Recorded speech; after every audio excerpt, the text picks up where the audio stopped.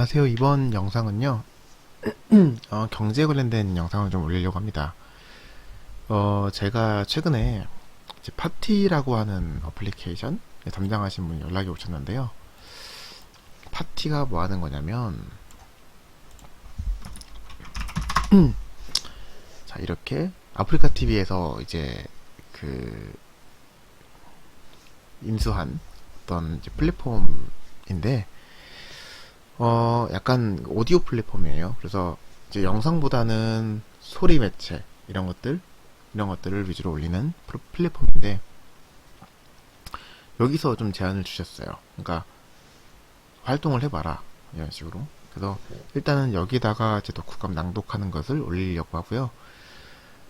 유튜브 같은 경우에는, 제 유튜브가 어차피 독후감은 많이 안 읽으시는 것 같고, 경제나, 뭐 사회, 이런 중요한 이슈 같은 것들이 있으면, 그때그때 영상을 올리려고 합니다.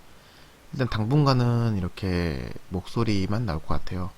그리고 이제 화면 좀 나오고 얼굴을 내비칠 수 없는 이유는 지금 이제 많이 노화가 진행이 됐기 때문에 조금 빨리 운동도 좀 다시 하고 정신 좀 차려서 예전 모습으로 돌아온 다음에 이제 캠을 켜고 방송을 진행을 할게요. 일단 오늘 제가 이제 들고 온 이슈는 아니고 그냥 번뜩하고 생각난 이슈인데요. 요겁니다, 요거. 아마 지금 막 바쁘게 이제 막 찾아보실 거예요. 아마 이거 찾아보시는 분들은 지금 제가 이 녹화하고 있는 시간이 11시인데, 어, 이제 2월 9일 날 장이 열리고 보시는 분도 있으시겠지만, 만약에 이 영상을 장 열리기 전에 보고 계신다. 그러면은, 물리신 분이라고 좀 확신이 좀 드는데요. 저는 이제 뭐 블로그나 영상에서 이제 꾸준하게 얘기했었는데 현대기아차는 저한테 신뢰를 주지 못했습니다. 예, 그래서 별로 좋아하지는 않아요. 응원은 좀 하고 싶은데 글쎄요, 저는 그렇게 좋아하는 종목은 좀 아닙니다. 그 이유를 좀 설명을 해드리자면 제 차가 요거예요, 요거. 그 코나 EV. 그러니까 이게 제 차인데요. 이게 언제냐면 이제 작년 10월에 있었던 사건인데, 제가 주차장에 이 차를 그냥 세워놨는데 그리고 하루를 타지를 않았어요. 그냥 집에서 좀 쉬고 있었는데 갑자기 전화가 왔는데 이제 배터리 문제가 생겼기 때문에 자동차를 리콜에 가겠다. 이제 아마 내려가서 시동을 거시면 시동이 안 걸릴 겁니다 라고 전화가 왔더라고요. 근데 번호가 현대 무슨 대표 번호 이런 게 아니라 뭐 이상한 번호였어요. 제 기억이 안 나는데 뭐 070이었나? 하여튼 뭐 이상한 번호로 전화가 와서 이게 장난 전화 아니면 뭐 보이스피싱 같은 건가? 의심이 좀 들었어요. 왜냐면 이 앞에 상황 설명도 안 하고 그냥 갑자기 지금 차가 시동이 안 걸리실 텐데 이거 견인해 가겠습니다 그러더라고요. 아니 좀 뭐 물론 이때 좀 현대 쪽에서 정신이 없으실 거라는 생각은 좀 듭니다. 근데 뭐 자초지종을 좀 설명을 하고 저는 차가 안 된다는 사실 또 몰랐었는데 그 설명도 안 해주고 갑자기 견인해 간다고 하는데 뭐 그렇게 하세요라고 할 사람이 어디 있겠어요. 뭐 제가 일단 이 내용을 좀 먼저 설명을 좀 해드리자면, 제가 보통은 핸드폰을 방해금지 모드로 좀 해놔요. 그 이유는 제가 어떤 일을 집중을 하고 있는데 이게 깨지는 걸 별로 안 좋아하기 때문에 그렇게 방해금지 모드를 좀 해놓는데, 어, 뭐 이제 갑자기 이제 핸드폰을 보다가 보니까 이제 전화가 이제 왔었어요. 이때 02번, 그쵸, 02번으로 전화가 왔었는데 이게 02번 잘 안 받지 않나요? 서울에 계신 분들은 자주 받나요? 02번 잘 안 받습니다. 저는 거의 사기이거나 뭐 광고 뭐 이런 뭐 대출 전화 이런 게 좀 많이 오기 때문에 잘 안 받으려고 하는데 한 젊으신 남자분이 바로 그렇게 말씀하셨어요. 코나 전기차 차주분 맞으시죠? 아마 그 지금 시동이 안 걸리실 것 같은데요. 뭐 이렇게 견인해 가겠습니다. 뭐 이런 식으로 다짜고짜 얘기를 해서 제가 원래 그 화를 잘 못 내는 성격이기도 하지만 좀 이제 따지듯이 얘기했죠. 아니 설명을 좀 자치중을 좀 얘기를 하고 뭐 견인을 하든가 해야지 이런 식으로 하는 게 어딨냐 이런 식으로 얘기를 했었습니다. 근데 이게 리콜 통지를 제가 받고 일주일 전에 리콜을 갔다 왔음에도 불구하고 다음 다음 주 일주일도 안 됐는데 이 시동이 안 걸린다는 거예요. 그래서 밑으로 내려가서 시동을 걸어봤더니 정말 안 걸리는 거예요. 그래서 일단 알았다. 그래서 기다리고 있었던 것 같거든요. 근데 이분이 설명하기를 이 수리가 어려운 건 아니고 그냥 간단한 건데 이제 부품 수급상의 문제가 있어가지고 최대 2주 정도 이제 소요 시간이 걸릴 수도 있다. 그러니까 차량 대여를 해주겠다 그러시더라고요. 그래서 그러면은 빨리 좀 해달라. 제가 차량 이용이 좀 많은 편이기 때문에 당장 오늘도 써야 된다. 이게 얘기했더니 일단 지금 현재는 대여 가능한 차량이 없으니까 택시를 타고 다니고 영수증을 모아놨다가 한 번에 청구해라. 이런 식으로 얘기를 하더라고요. 근데 제가 전기차라서 좀 많이 타는 것도 있지만 만약 제가 그 거리를 전부 택시 타고 다녔으면 몇십만 원에서 몇백만 원까지 나올 수도 있었거든요. 이게 2주 최대 2주까지니까. 그래서 내가 이 차량 운행이 좀 많은 편인데 괜찮겠냐 그랬더니 기다려봐라 그러더라고요. 그리고 원래 제가 또 결혼식도 참석해야 되고 또 아이들도 같이 있고 그래서 좀 불편하기도 하고 근데 어쨌든 간에 이 차량 문제가 해결 안 됐는데 바로 견인차를 보내줬어요. 현대에서. 그리고 이걸 이제 입고를 시키는 그 센터로 보냈는데 이제 우리 집에서 1시간 한 20분 정도 1시간 10분 20분 정도를 차를 타고 가야 되는 대로 이제 견인을 시켜놓겠다. 좀 황당하죠. 그리고 나서 제가 이 견인된 차는 제가 가지고 가야 되나요? 했더니 네 고객님께서 이제 가지고 가셔야 됩니다. 그럼 저는 뭘 타고 갑니까? 했더니 택시 타고 오라는 거예요. 버스나. 이게 좀 황당하지 않나? 그 전화에 보시면 그 제가 전화를 굉장히 많이 했죠.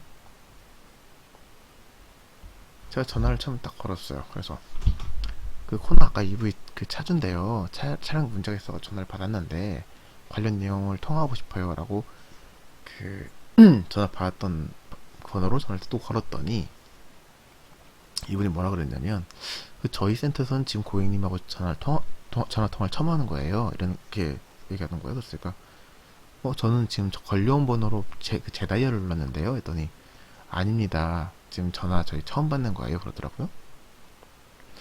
그래서 다른 센터로 전화를 받은 것 같아요. 저보고 본인들이 이제 센터별로 서버를 다르게 이용하고 있어가지고 저희가 그 고객님 그 상담 이력까지 조회가 안 됩니다. 그리고 저는 처음 받았습니다. 이렇게 얘기하더라고. 그래서 제가 좀 화가 나서 아니 그쪽 시스템이 어떻게 되는지 전 잘 모르겠고 저는 받은 번호를 다시 재다이얼 걸었으니까 이쪽에서 한번 다시 확인해 보세요. 이 번호로 연락을 주신 거예요. 라고 말씀드렸어요. 그랬더니 이분이 누구랑 통화했냐 그러더라고요. 모르죠 저는. 뭐 아무튼 그래서 좀 황당했는데 뭐 확인해보고 연락을 준다고 하시고 1시간 반 동안 기다렸는데 연락이 없어요. 그래서 제가 다시 또 걸었어요. 그랬더니 다른 분이 또 받으셨어요. 그리고 전에 받은 내용이 없다 하더라고요. 그래서 좀 화가 나서 아니 제가 지금 여기 몇 번째 통화를 드리고 있는 거고 아까도 이렇게 하시더니 약간 기다리라고 하셔서 기다리고 있는데 연락도 안 주시고 이러면 어떻게 하십니까? 라고 좀 얘기를 들었어요. 했더니 이 여자분이 뭐 알겠다 뭐 이렇게 하시다가 좀 해결을 다시 해주셨는데, 사실 제가 이거 글로는 조금 어, 내용 설명을 잘 못했는데 이때 굉장히 좀 당황스러운 게 굉장히 많았어요. 제가 택시 타고 다니면 택시비가 굉장히 많이 나올 거다라고 말씀드렸음에도 불구하고 괜찮으니까 택시 타고 다녀라 했다가 나중에 구해주겠다, 뭐 와라, 그 센터 1시간 반 걸리는 거리인데 거기를 와라 그러더라고요. 그냥 갔죠. 이 엉망진창이에요 지금 이 서비스 자체가. 그러니까 본인들끼리도 누가 이 서비스 담당인지도 모르고 전화를 누가 걸었는지도 모르고 좀 복잡하더라고요. 이게 비교를 할 수밖에 없죠. 삼성전자랑. 삼성전자는 좀 서비스 부분에서 좀 확실한 부분이 좀 있었고 해서, 사실은 이제 정의선 회장이 이제 CNN 방송에서 이런 얘기를 좀 했었는데, 자동차 제조업이 아니라 모빌리티 서비스 브랜드로 사업을 재편하겠다 이런 식으로 얘기를 했었던 기억이 좀 납니다. 뭐 말은 참 괜찮은 것 같아요. 인간중심 모빌리티, 완전 다른 사업 모델. 뭐 이게 뭐 주가를 부흥시키기 위한 뭐 립서비스도 있고 진짜 그들이 이제 가고자 하는 방향일 수도 있는데, 저는 전혀 이렇게 실무가 안 되는, 현대차가 뭐 이런 문제만 있습니까? 지금 그 노사 문제도 지금 해결도 못했고, 이제 문제가 한두 개가 아닌데 서비스도 이렇고, 그리고 자동차의 문제도 있죠. 그리고 리콜된 차를 갑자기 또 리콜해 가는, 그리고 그걸 대응하는 방식도 굉장히 이상했고, 아무튼 제가 이때 썼던 글을 좀 읽어드릴게요. 자동차 제조업이 아닌 모빌리티 서비스 브랜드로 사업을 재편하겠다는 정의선 회장의 CNN 방송 광고가 생각이 난다. 이 정도 서비스를 제공하면서 기업의 대표가 외국 방송 광고에 저렇게 말을 했다는 사실이 우습기까지 하다.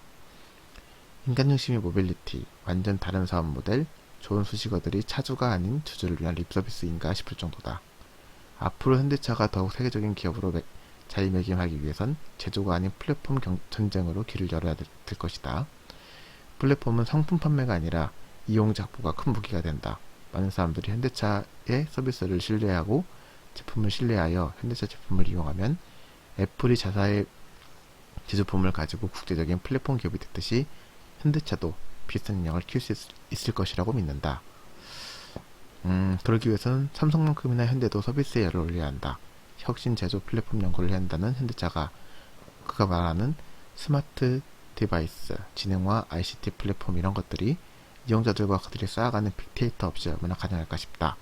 수개월을 기다렸던 테슬라 주문을 예약을 취소하고 콘나를 구매했던 것이 실수라고 느껴질 만큼 황당한 하루다. 앞으로 꽤나 오랫동안 현대차 주식은 내 포트폴리오에 올라갈 일이 없을 것이다. 라고 제가 글을 썼는데요.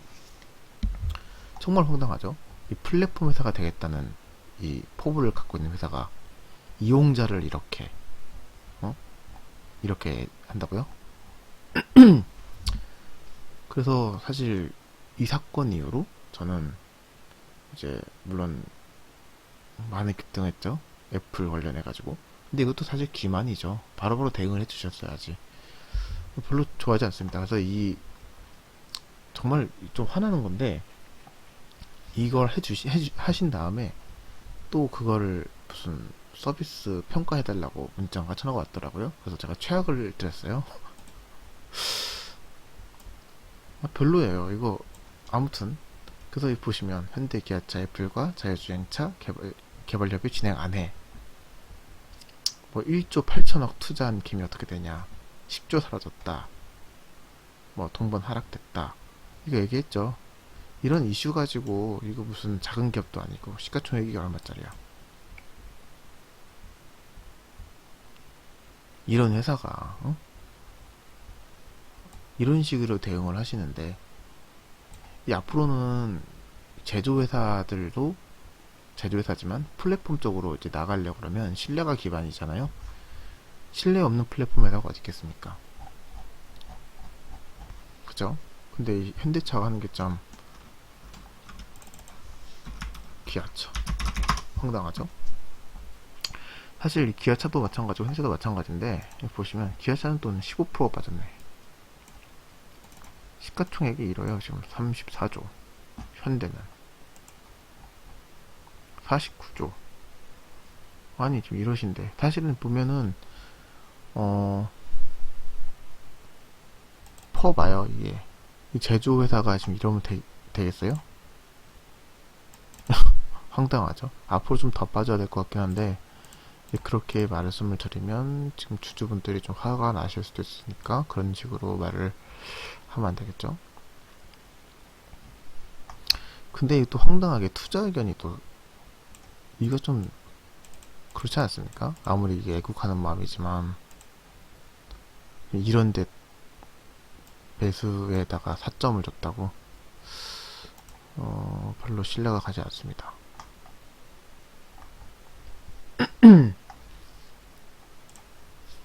요건 삼성전자인데 차라리 삼성전자가 낫다. 차라리 9점이라고 생각이 들지만 이렇게 내릴 수도 있겠지만 행보할 수도 있겠지만 이거는 저렇게 급락할 일은 없다. 이게 뭐 이슈 가지고 할 이제 덩치는 아니잖아요. 참 뭐 작전주도 아니고. 저는 개인적으로 제일 좋아하는 거는 이거 좀 좋아하는데 일단 GS 계열 이제 뭐 지주사라고 볼 수는 없지만 뭐 지주사하고 비슷한 거라고 보면 될 것 같고요. 일단 상장 주식이 300만 주밖에 안 됩니다. 근데 여기 보시면 유통 주식은 40%죠. 유통 비율이. 그러니까 품절주예요, 품절주. 그리고 여기 보면 다 허로 시작하시죠.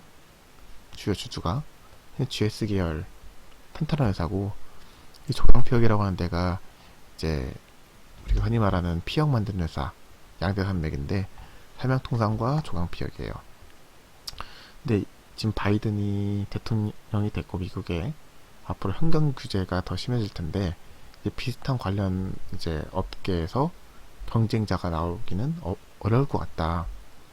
중국도 마찬가지고 그러면은 이 둘이가 거의 독점적으로 이제 피혁 관련해서 생산을 하고 할 텐데 이거는 앞으로 인구가 뭐 우리는 줄겠지만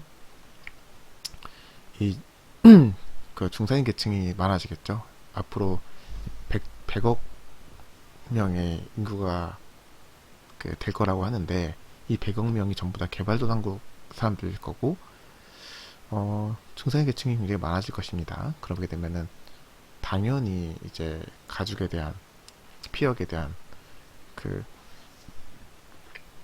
어떤 소비가 많이 일어날 거기 때문에 저는 좀 굉장히 긍정적으로 보고 있는데 차라리 이런 거를 좀 하는 게 낫지. 이거 보세요. 이거는 펀드 굉장히 낮고 시가총액은 이거밖에 안 되죠.